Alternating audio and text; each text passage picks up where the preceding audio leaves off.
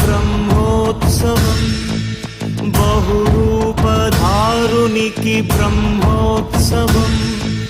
బ్రహ్మాండ నాయకుని బ్రహ్మోత్సవం బహురూపధారునికి బ్రహ్మోత్సవం శ్రీభూసతులతో శరణాగతులతో శ్రీభూసతులతో